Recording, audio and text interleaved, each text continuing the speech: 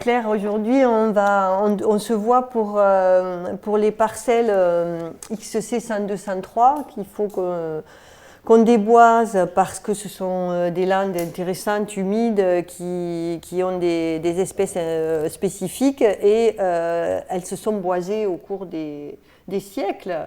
Et donc, il faut qu'on coupe les pins.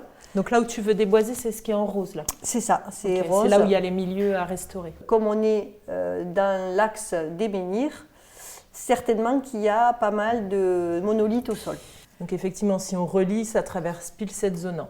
Je pense que ce serait pas mal qu'on essaye, même qu'on prospecte avant, pour qu'on puisse vous dire un peu où sont les pierres et établir une cartographie. Donc la parcelle, elle fait quoi là, une dizaine d'hectares à peu près? Oui, c'est ça, 10 hectares. Ok, alors il faut piqueter toute la surface, tous les 10 cm, qu'on dégage, qu'on décrive les pierres, qu'ensuite on les analyse et qu'on les cartographie.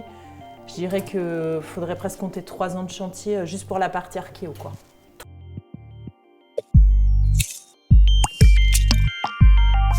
L'idée dans cette prospection, c'est qu'on aille chercher ce qu'il y a dans le sol juste sous nos pieds, mais qui ne se voit pas directement.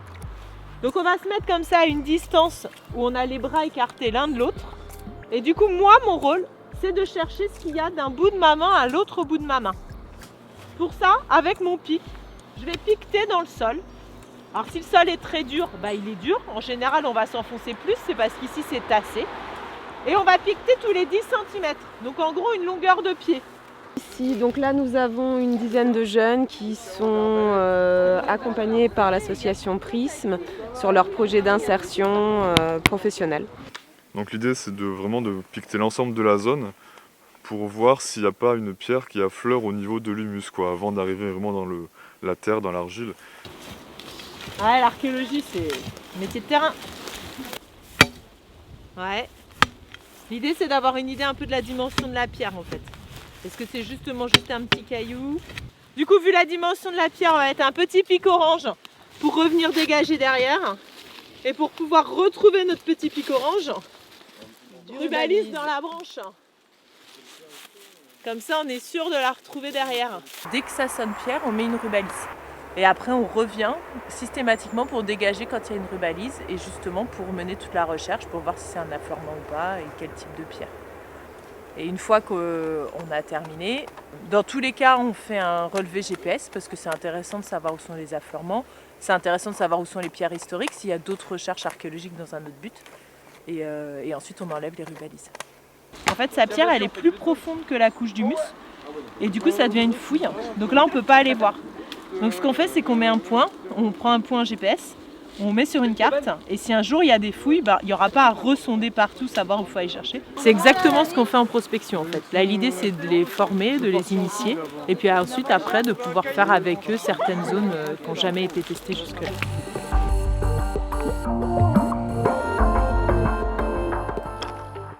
Claire a fait la prospection. Et donc maintenant, on peut projeter le chantier qui va être réalisé. On sait où sont situées toutes les pierres. Au niveau de toutes les pierres, le chantier va être fait d'une certaine façon, c'est-à-dire débardage à cheval, de façon à acheminer et éviter toutes les pierres. Et l'autre partie où il n'y a pas de pierre, on le fera l'année suivante de façon mécanique. En fait, il y a différentes pierres. Il y a celle-là qui dépasse beaucoup du sol et il y en a qui sont beaucoup plus enfouies, qu'on voit que partiellement. Tout l'enjeu du chantier, c'est d'arriver à préserver même celles qu'on voit que partiellement. Mais donc maintenant, on connaît les emplacements et à peu près les limites suite à la prospection. Là, on est situé aux abords d'un monument historique, puisque les pierres dressées sont protégées au titre des monuments historiques et on émet des avis sur les travaux qui sont réalisés aux abords et comment finalement ça constitue un écrin autour du monument. Donc on veille à ce que les travaux soient réalisés dans les règles de l'art. Donc c'est un travail en relation surtout avec le SRA et la CRMH. Cette opération archéologique de prospection nous permet de nous alerter sur toutes ces structures périphériques aux monuments connus et grâce à cette étroite conciliation entre l'aménagement des landes et leur préservation et du site archéologique, de permettre d'avoir une bonne préservation du site, qui peut être une réserve pour l'avenir, bien sûr, quand on voudra savoir, quand les questions seront suffisamment mûres pour qu'on se dise c'est sur ce site-là qu'on va avoir les réponses.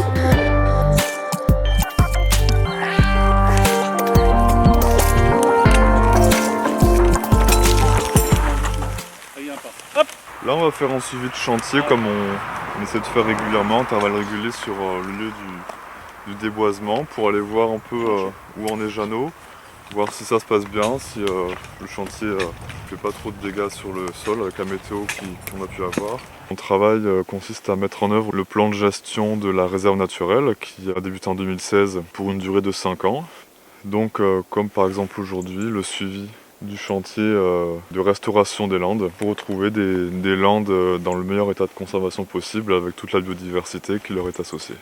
Et donc tout ça en lien avec l'état des lieux archéologiques, effectivement, la prospection qui a duré 3 ans sur le site ici pour mettre en évidence les affleurements et les blocs présents de manière à préparer un chantier qui soit au maximum compatible avec la préservation à la fois des patrimoines culturels, archéologiques que l'on connaît et naturels. Je vais voir un peu où en est le chantier, si les limites sont bien respectées, celles qu'on avait prévues dans la carte de départ. Pendant les 3 années de prospection, ils en ont trouvé plusieurs centaines, j'ai pas le chiffre exact. Là en fait c'est mon GPS avec une carte et j'ai les zones de chantier. Et j'ai l'emplacement de tous les menhirs en fait. Ce qui me permet de les retrouver quand elles sont plus visibles au sol. C'est une pierre qu'on avait bien repérée avec Jeannot, on l'avait vue. Je lui mets quand même un peu de rubalise à proximité, c'est notre code pour qu'il sache qu'ici il y a une pierre et qu'il puisse faire en sorte de ne pas l'abîmer. Voilà. Donc là on a déferré les chevaux parce qu'on est arrivé dans l'hiver. Ici le cheval pour un chantier comme ça il s'impose puisque les machines ne pourraient pas se permettre de slalomer entre toutes les pierres qu'on va trouver partout. On travaille avec les chevaux avec des patins, si on veut marcher. Là, avec les chevaux, en plus des chevaux non ferrés, on arrive à éventuellement effleurer un tronc avec les branchages, mais le cheval ne va pas patiner sur la pierre, ne risque pas de la déplacer ou de... Les deux là sont sur le GPS de toute façon, tu vois. Elles sont toutes référencées, il n'y a pas de souci pour ça. Le suivi se fait aussi régulièrement de manière conjointe avec Claire, qui a une approche beaucoup plus pointue sur l'aspect archéologique que je n'ai pas forcément.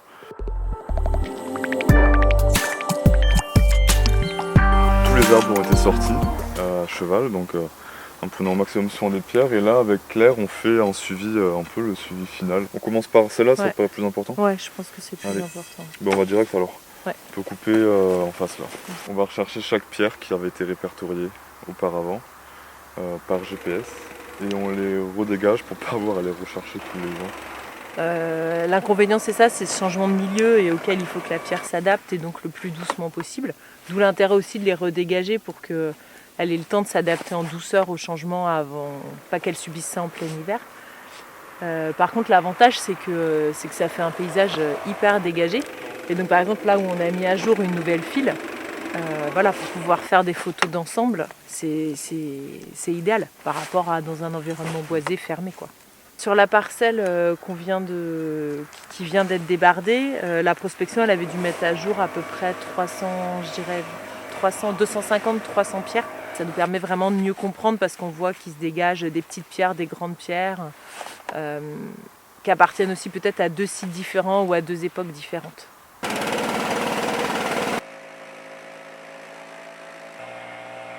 C'est une pierre qui a été extraite, mais je ne sais pas encore à quelle époque. On devrait la laisser dégager. Ouais.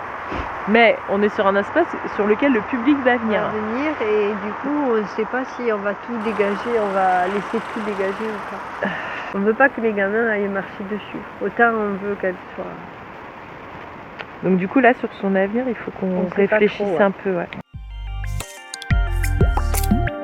Le choix du site a été fait en concertation avec Claire parce que il y avait 2 arguments qui étaient intéressants.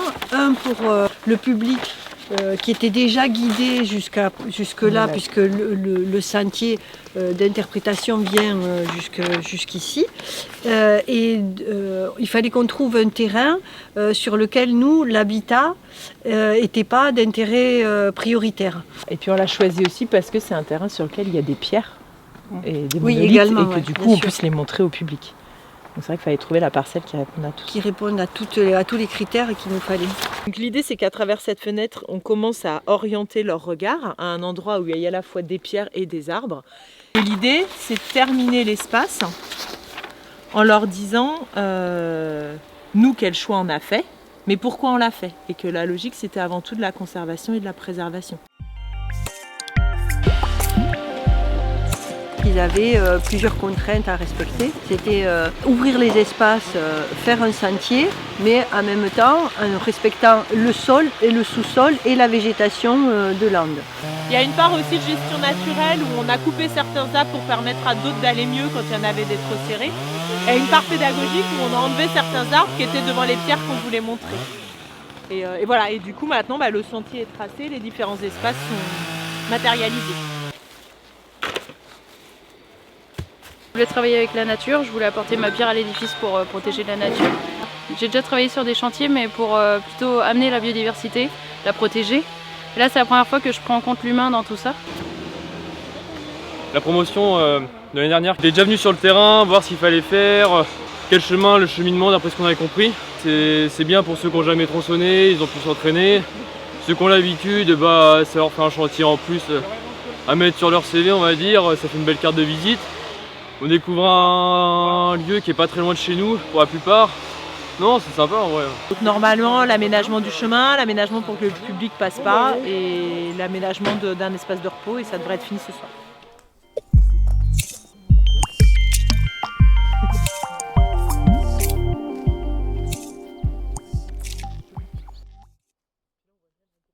On a cette chance d'être dans un site en cours de recherche, mais qui est aussi valorisé. On sentait les questions et les attentes du public. Et en même temps, c'est un chantier qui est compliqué à expliquer. D'abord parce qu'il y a une double approche, et aussi parce que techniquement, c'est pas simple de déboiser et de rechercher des pierres sans les fouiller. Donc il a vraiment fallu là qu'on use de toutes les ressources pédagogiques de l'association pour arriver à trouver un biais pédagogique et interprétatif, vraiment un moyen de pouvoir présenter au public de façon didactique et facile et presque ludique aussi, pour pouvoir les emmener dans notre démarche et leur faire partager ce chantier. Vraiment, les panneaux, on les a conçus pour qu'ils viennent s'intégrer dans l'environnement. Donc on a pris du bois local, on a choisi quand même quelque chose qui vienne visuellement ne pas heurter le regard. Et puis il a fallu aussi qu'on trouve un système d'implantation où ça ne vienne pas se fixer dans le sous-sol archéologique et que ça préserve aussi toute cette démarche de double protection du patrimoine archéologique et naturel.